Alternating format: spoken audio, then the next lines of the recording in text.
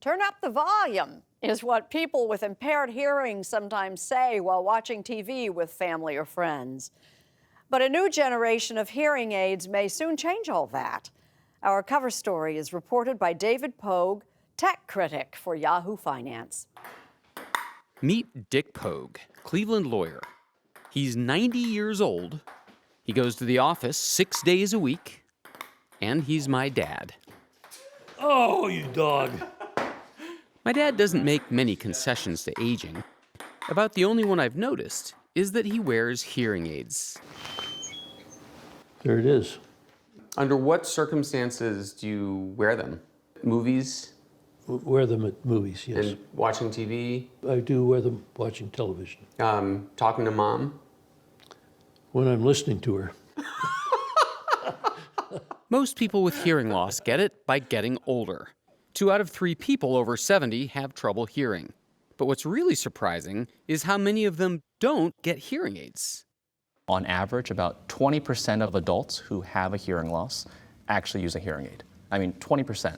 Over a lifetime of damage, they can't regenerate. Frank Lynn is an ear surgeon, professor, Turn your head to the left. and the director of the Cochlear Center for Hearing and Public Health at Johns Hopkins. His research shows that hearing loss is associated with higher risks of hospitalization, depression, and especially dementia. So why don't more people seek treatment? First, the price.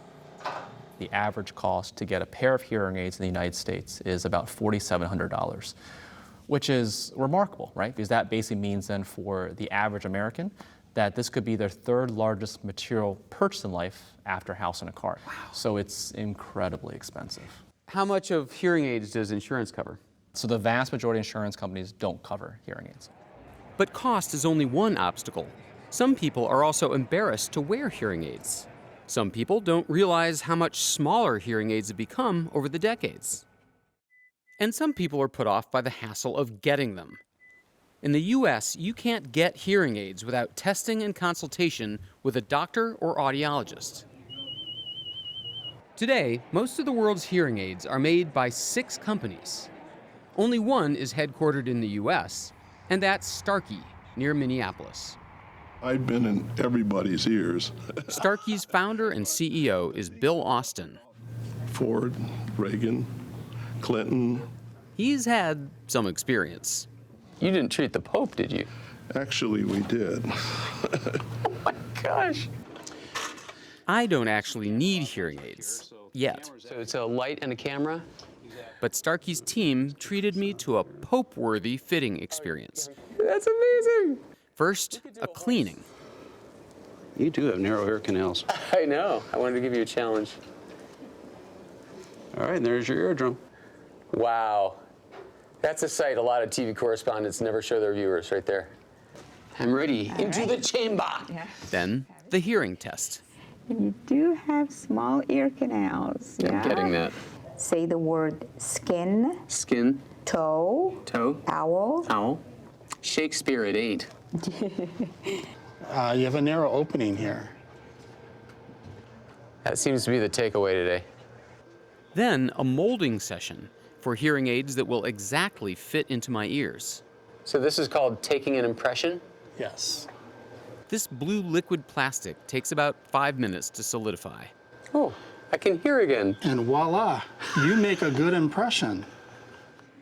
Technicians have to fit all the electronics into a tiny shell that will disappear completely inside your ear.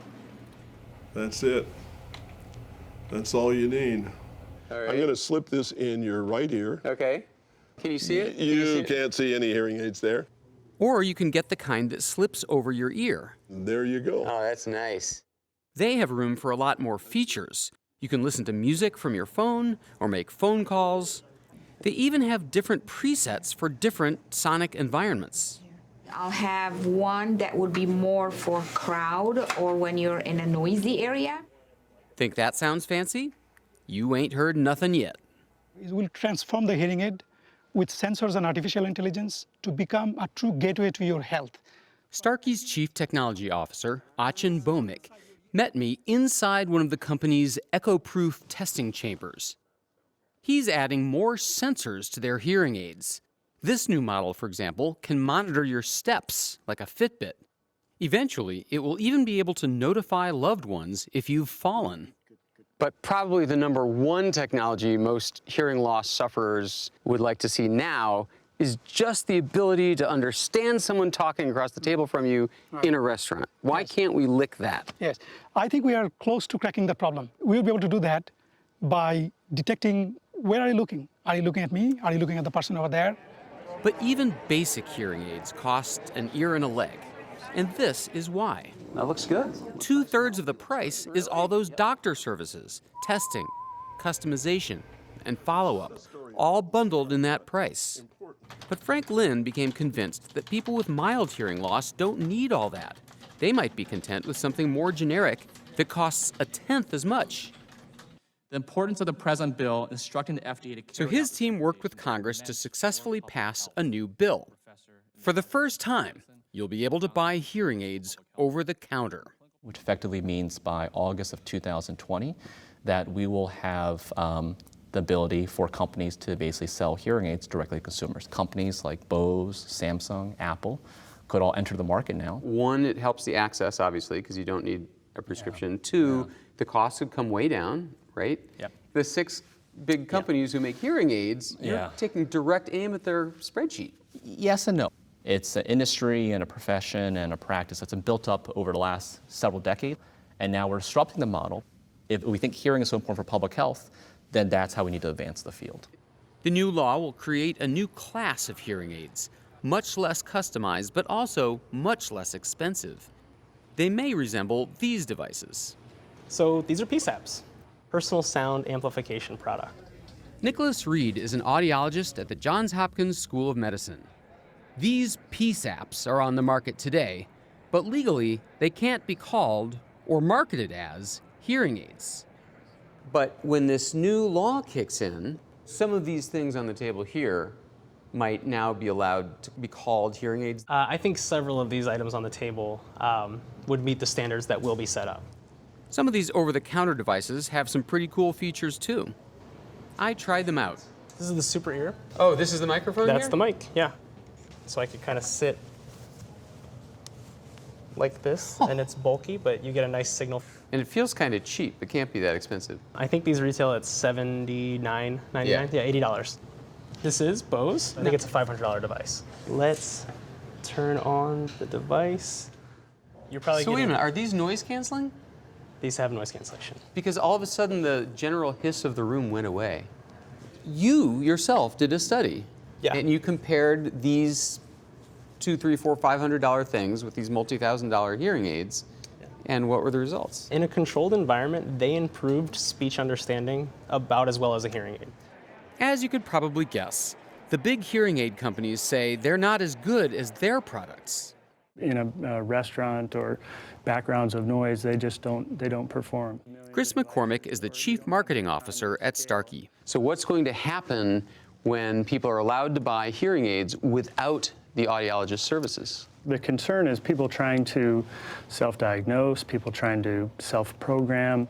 The products will have to be standardized.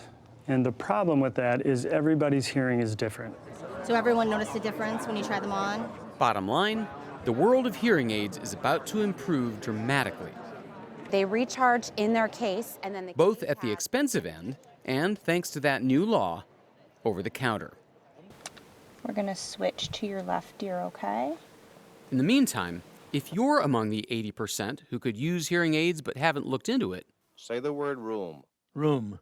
Well, I'll give the last word to my dad. Are you able for a minute to imagine your life without the hearing aids? Well, I wouldn't be able to work. I mean, I couldn't go to meetings. I couldn't hear people. It would just cause me to isolate myself and be at home and very seldom go out. It would be a dramatically different life. I would not like it.